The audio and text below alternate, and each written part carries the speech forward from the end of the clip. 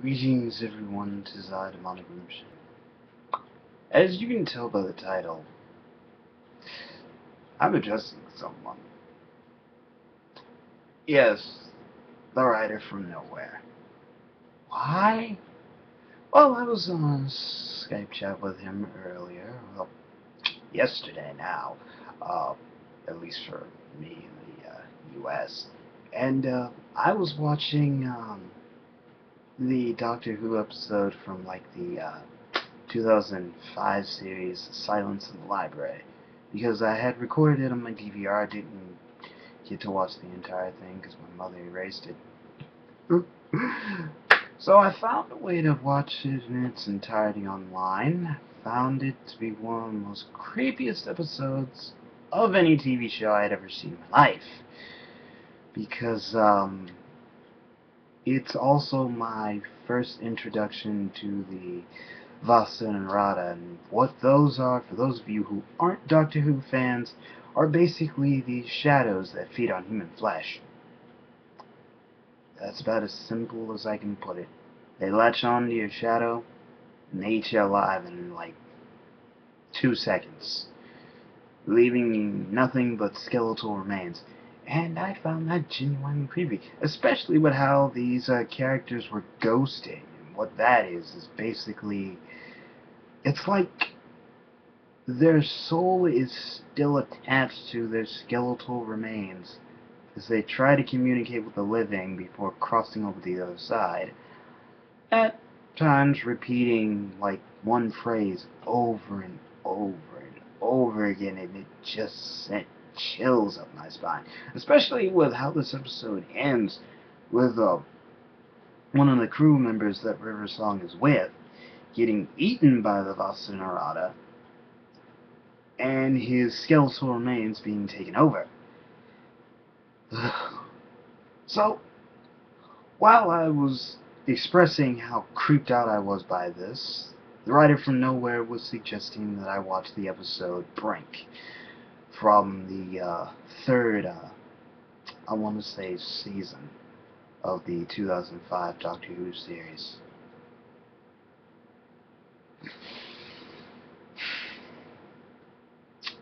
How do I describe Brink? Well, let's see.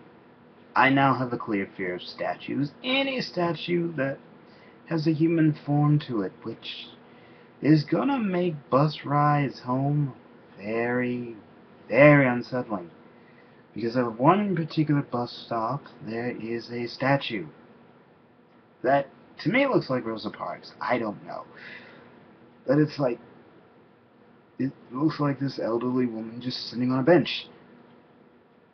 And when I first took note of this thing, like a couple of months, I think it's been a month or so ago now, just looking at it, having this thought cross my mind of it just turning its head, looking at me with its ominous smile. Where you up to, sonny? Ah! Just so yeah, now unsettled by human form statues because of what the weeping angels are. And what they are is basically these angel form statues that cannot be seen.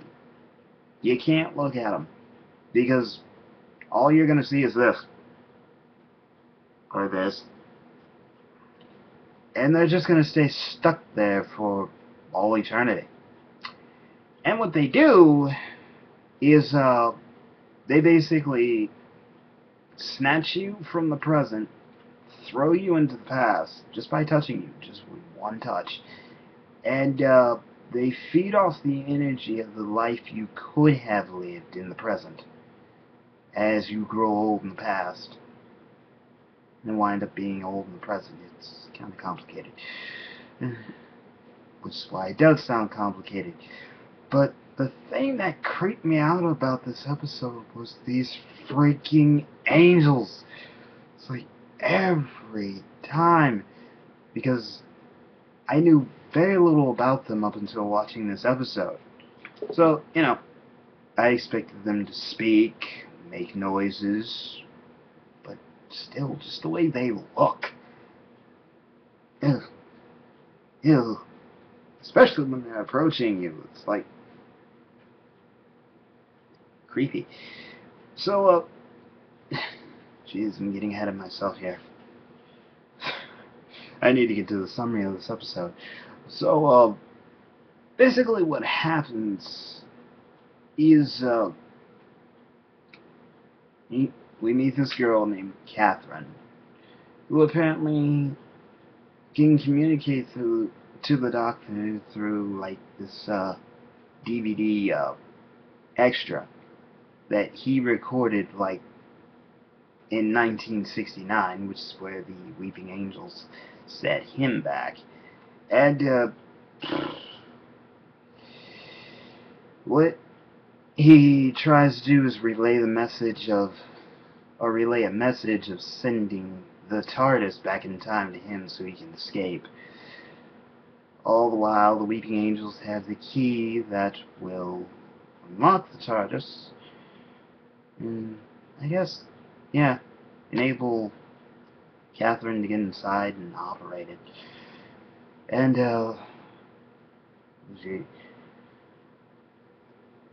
these angels are basically just following her around everywhere, just while they're in sight, just have their hands over their faces like this. And there are times when the camera moves or focuses on them, they're like this, and then back to this, and then this, and it's just unsettling because they don't do anything. They're just statues with very subtle movements, and it's creepy. But how this episode starts, Catherine's... Yeah, Catherine. God, why do I keep calling her that? Catherine's the name of the black girl that gets sent back in time in this episode. The girl that I'm thinking of, I think her name is like Sarah Sparrow. Sally Sparrow. There we go. And, how this episode starts, she winds up in this old house. I think it's her house. As these messages are, like, written on her wall. I assume from the doctor, given what I know about this episode now. It's like, Sally, duck. Which she does, and, like, I think this bowl something, this pottery is hurled at her. And, of course, she turns around, sees a weeping angel, and like, yeah, that's not creepy or anything, because, again, it's a statue.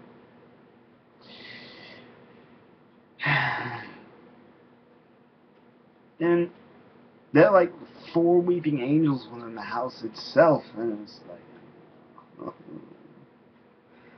And of course, I didn't finish watching the episode in its entirety around 4 o'clock or so, because I had to go to work, which kind of made going or getting ready for work a bit unsettling, because it was just me and my dog in this house alone. Thank you, Writer from Nowhere, for mentally scarring me. But anyway, of course, they find out what the Weeping Angels are. We find out what the Weeping Angels can do after this, I think he's either a cop or a detective, gets sent back in time to 1979, runs into the doctor, who basically explains what the Weeping Angels are and what they do. Which, in turn, leads to the explanation of that complicated way of survival. But they can't be looked at, otherwise they'll be frozen in statue form. But so long as they're not seen, they can move. That's basically how they work.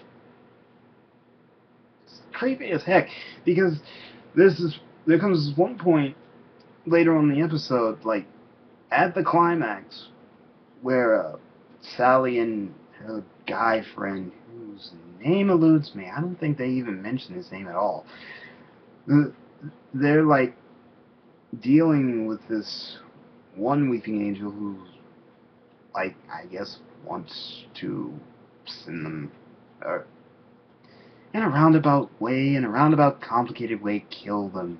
It has this fierce look on its face, and they're consistently looking at it, while Sally, I think she goes to find a way out, while her guy friend's just staring at the angel. He looks back for 1 second, turns back around, and like the angel's just like right up on him, and at that moment I nearly wet myself. That's how scary this was for me. It was like, oh. I nearly wet myself and I nearly fainted. That's how creepy it was. Plus, because again, these things look so creepy when they're about to feast. East and it's like, and they move pretty quickly too. Which is also kind of creepy because it's like, how do they move? Do they run? Do they fly? Do they jump cut? What? Do you hear like the sound of stone hitting wood when they run? What? It's just, and they don't make a sound, which makes them all the more creepy. So they fight. So Sally, Ian, and her companion finally make their way to the TARDIS, which the angel follows them and turns out the light as they try to get the TARDIS open, and it's just angels close in with the lights flickering on and off, and of course I'm watching this going,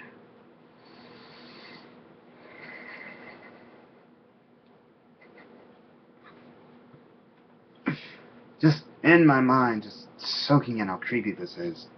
If I were a weaker man, I'd probably wet myself.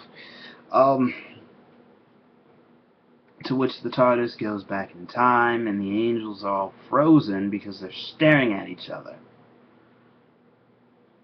And the episode ends, of course, with Sally running into the Doctor, which creates a more confusing paradox, because apparently all this happened before he went back to that period in time and wound up making that warning on as that DVD extra.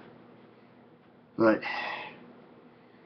I know I didn't convey how creepy this episode was. Honestly, you're gonna have to watch it, which, since I'm such a sadist, and I just want to share this horror with every single one of you, link in the description.